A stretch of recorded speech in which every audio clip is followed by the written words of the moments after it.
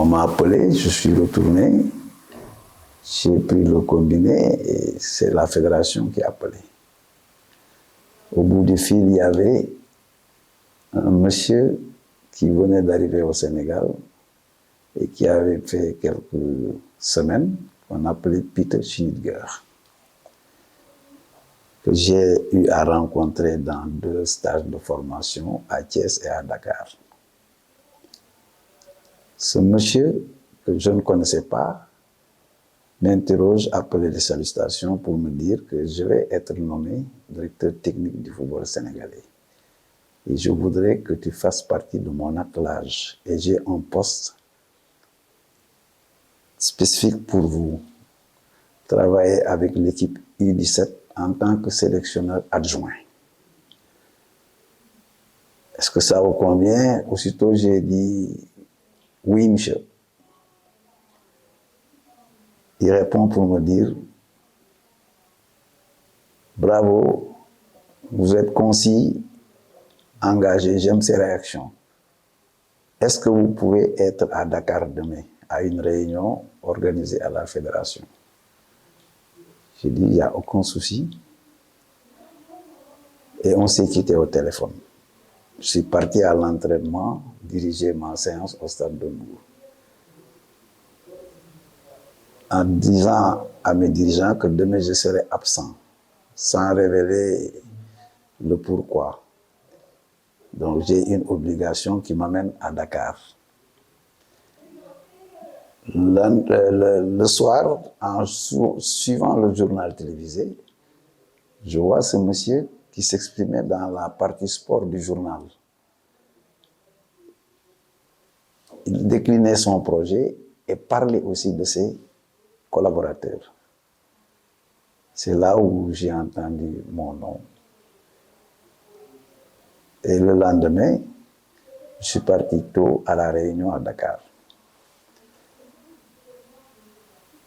On a tout officialisé. Et je suis revenu continuer mon travail au stade de Mbour, où j'ai reçu beaucoup d'encouragement du président, de ses collaborateurs, des supporters, des joueurs. Et cette structure devait se préparer aussi pour mon éventuel départ vers la direction technique nationale. Là-bas, on a commencé un travail. On était en 96. Et j'ai pris fonction comme les autres collègues, qu'on se connaissait déjà. Et les attelages, si vous me le permettez, il y avait Lamine Dieng, feu Lamine Dieng, paix à son âme, qui était sélectionneur avec comme adjoint Mayacine Mar. Ça, c'était l'équipe A du Sénégal. Maintenant, l'équipe olympique, ou les espoirs, comme on disait en son temps, avait comme entraîneur titulaire Karim Séga Diouf, paix à son âme aussi, feu Karim Séga Diouf, et Boukounta Cissé. Et pour les juniors, ce qu'on appelle les U20 aujourd'hui, il y avait l'actuel directeur exécutif de la Ligue professionnelle, Amsatou Fall, et Ablaye Ba, un ancien entraîneur qui a joué au stade de Dakar, mais qui est en retrait aujourd'hui dans le football. Peut-être vous ne le connaissez pas. Et l'équipe la plus jeune, c'était les U17 qu'on appelait les cadets. C'est là-bas où j'étais avec un ancien qu'on appelle Momar Tchoun, qui était mon titulaire. Moi, j'étais l'adjoint. Voilà les attelages. On a commencé avec un président de fédération qui s'appelait Abatalib Gueye, qui vit à Saint-Louis, Maître Abatalib Gueye. Bon, donc, c'est comme ça que je suis venu dans les attelages et le ministère des Sports, la fédération avait confirmé. On avait une feuille de route déclinée par la fédération. Donc, dans notre fiche de mission, on devait qualifier l'équipe à la prochaine phase finale de Coupe d'Afrique qui arrivait. Après avoir manqué 2 éditions, 96 en Afrique du Sud et 98 au Burkina Faso. Et l'État aussi demandait à ce que le Sénégal soit présent à la fête ou à la messe du football africain. Donc c'était une mission pas facile en ce moment, après analyse de l'existant, mais réalisable aussi. On s'est mis avec tout un encadrement qui s'est déployé, la fédération, le ministère, jusqu'à atteindre l'objectif. Et le Sénégal, après un parcours très difficile, avec des déplacements très lointains jusqu'au Zimbabwe, a pu sortir de son groupe et se qualifier pour la phase finale. Ghana-Nigeria, c'était la première co-organisation de la CAF. Et je me demande jusqu'à aujourd'hui, est-ce qu'il y a une autre co-organisation? Parce que cette phase finale, c'était dans 2 pays, le Ghana et le Nigeria. Nous, après le tirage, on était basé au Nigeria.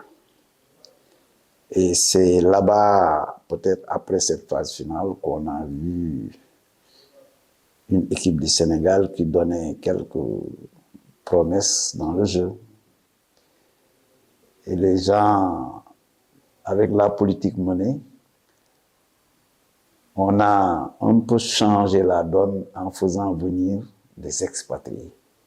Avant, c'était des CNF avec un nombre limitatif, c'est-à-dire les Sénégalais de France, mais maintenant, on parle d'expatriés. Et c'est comme ça qu'on a vu un jour comme Kalidou Fadiga arrivé en équipe nationale. Il a participé à cette campagne. Il y avait d'autres joueurs comme Salif Keita, qui était avant lui ici, qui est venu de Belgique, et d'autres joueurs comme Adam Gueye de Belgique, Omar Daf, qui est venu de Sochaux, France, ainsi de suite. On a concocté un groupe, et ce groupe a fait la campagne du Nigeria, et ça s'est bien passé, disons. En cette année-là, la GIA avait monté un grand groupe avec feu président Omar Seck et ses collaborateurs. Et ce grand groupe de la GIA avait fait une finale de Coupe d'Afrique, la Coupe CAF. Et c'était la base de la sélection. Il faut dire avec les feux Hassan Ndiaye, les Malik Diop, ainsi de suite, Pam Horfal, Omar Traoré. Donc, des joueurs qui avaient fait leur classe au Sénégal servaient de base. Petit à petit, on a fait des greffons, chemin faisant, en appelant des Sénégalais qui étaient ciblés, comme j'ai parlé tantôt de Kalidou Fadiga. Maintenant, il faut dire que ce groupe-là, quand même, a trouvé de l'équilibre. L'osmose s'est bien passée et dans le jeu, le Sénégal a présenté un visage rassurant. Parce que quand même, on n'était pas les grands d'Afrique, mais vous savez, au Sénégal, il y a eu toujours de grands footballeurs. C'est quand même une écurie, le Sénégal, en matière de football. Il y a eu de grands joueurs qui sont passés par là et ça continue, ça perdure. C'est bien pour l'avenir. En ce moment, on ne parlait pas de l'avènement des académies. Il y avait les clubs traditionnels qui géraient le football et qui produisaient aussi de grands footballeurs dans les mouvements navétanes. Et surtout, ça s'est renforcé avec l'arrivée de Claude Leroy pour préparer la Coupe d'Afrique 92 au Sénégal. Donc c'est comme ça qu'on a fait un groupe avec Peter Schnittger, qu'on salue au passage et qu'on remercie aussi pour son implication dans le réveil ou le développement du football sénégalais. On a tendance souvent à l'oublier, mais quand même, il fait partie des bâtisseurs. Donc, on est reparti en CAN après 2 éditions manquées. Et c'était des retrouvailles avec le football africain, mais le groupe n'était pas ridicule quand même dans le jeu et on est éliminé en quart de finale par le pays organisateur, le Nigeria, qui finit par être le finaliste. Pour dire que ce Nigeria-là, quand tu vois les Kanous, les Terrible West, ça c'était des grands joueurs. Agawa, leur avant-centre. Donc, on a eu vraiment des prestations dignes de ce nom, parce que ce pays finaliste et organisateur, on l'a tenu en haleine en quart de finale à Surulere, à Lagos, pendant des minutes où on menait les débats dès la 7e minute par un joli but de Fadiga sur centre de Henri Camara, de Lapin Fringueur. Avec les chevaux qui sont rentrés sur le terrain, on a même failli arrêter. Mais nos dirigeants, conscients enfin de l'image de l'Afrique, nous ont demandé de continuer, quelles que soient les conditions dans lesquelles on va jouer. Et on est allé jusque là-bas. Et je crois que le vice-président chargé des compétitions, Fombaye Ndoye, est descendu même des gradins pour venir vers le banc et nous demander de reprendre le match. Parce que aussi il y avait un problème de sécurité qui se posait. Et les joueurs n'étaient pas sereins. Continuer un match aussi important dans ces conditions-là, c'est prendre aussi des risques. Mais comme on dit, quand on a le bon mental et quand on défend aussi une certaine image, notre pays, notre continent, il ne faut pas donner aux yeux du monde un comportement qui laisse à désirer. Et nous avons suivi les instructions des dirigeants. Nous avons continué la partie, même si c'était une ambiance électrique. Et finalement, le Nigeria gagne le match par 2-1. On est éliminé. Mais si des anecdotes il y avait, même l'équipe du Nigeria n'était pas sereine pour ce match-là. Sur les prêts à craquer, ce sont ces joueurs-là qui nous disaient, vous Sénégalais-là, qu'est-ce que vous voulez? Vous voulez qu'on nous tue? Si vous nous éliminez, on est mort. À la mi-temps, je me rappelle, dans les couloirs, dans le souterrain, quand on regagnait les vestiaires, les Taribouves, les Kanous, tout ça, parler de ça. Qu'est-ce que vous voulez faire de nous? Parce que là, vraiment, on les avait surpris. Et par un jeu très alléchant et solide, on a tenu la dragée haute à ce grand Nigeria. Donc, là, je dis, depuis, c'est un point de repère important dans l'histoire du football sénégalais. Nigeria, Ghana 2000. On a enchaîné les participations. Et ce qui rassurait un peu et stabilisait le Sénégal ou les Sénégalais friands de football et de beaux jeux. Et la politique de la fédération a continué avec l'arrivée en force des expatriés qui avaient vu que cette équipe était prometteuse, qu'ils pouvaient ne pas attendre éternellement une convocation en équipe de France ou d'autres pays et venir jouer pour leur nation. Et on a libéré, en tout cas, la sélection de certaines contraintes. Donc c'était ouvert. Le Sénégalais, où qu'il se trouve, peut prétendre venir jouer pour son pays, pourvu qui remplissent les conditions d'éligibilité. Donc, Chinigueux est parti. En 2001, Feu Bruno Metsu est arrivé. Et avec lui, on a inauguré une nouvelle ère, un nouveau style, une nouvelle philosophie. Aller chercher les meilleurs joueurs où qu'ils se trouvent et ensuite les libérer dans le jeu. On voyait le Sénégal jouer d'une autre manière, c'est-à-dire avec un jeu beaucoup plus offensif, porté vers l'avant.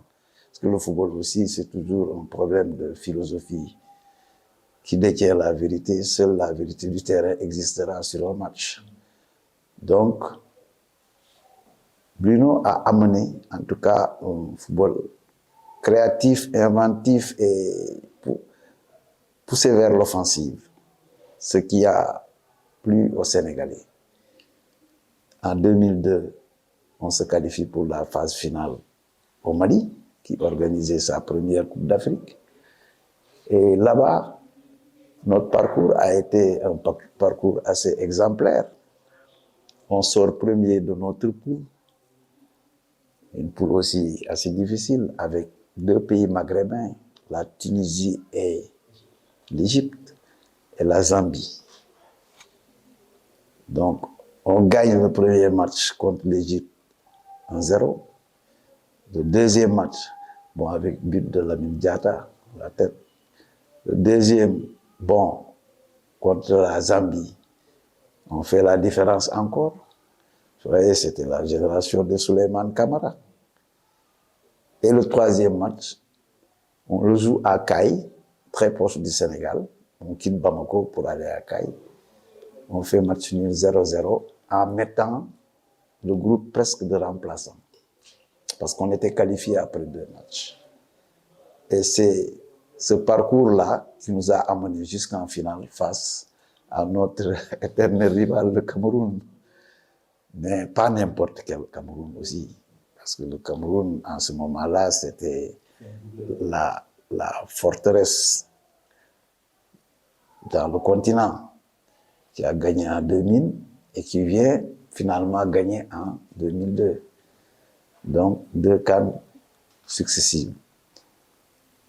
Sur cette finale, vous avez tous vu, les images sont encore là. Le Sénégal avait des opportunités pour gagner ce match, mais finalement, on le perd au tir au but. Et aujourd'hui, c'est l'actuel sélectionneur qui fait un très bon parcours, le seul entraîneur vainqueur de cette Coupe d'Afrique qu'on a tellement attendu. On le félicite au passage et on l'encourage. Parce que l'élément s'est fait pendant la CAN et on vient de passer brillamment le premier tour avec un sans faute, 3 matchs, 3 victoires, avec beaucoup de buts marqués. Donc, on perd cette finale-là.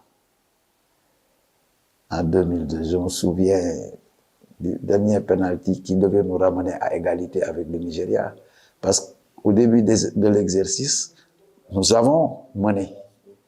Après, le Nigeria nous a rapporté. Ce dernier penalty devait être le penalty qui va nous ramener dans la course. Malheureusement, c'est Aliou qui le rate.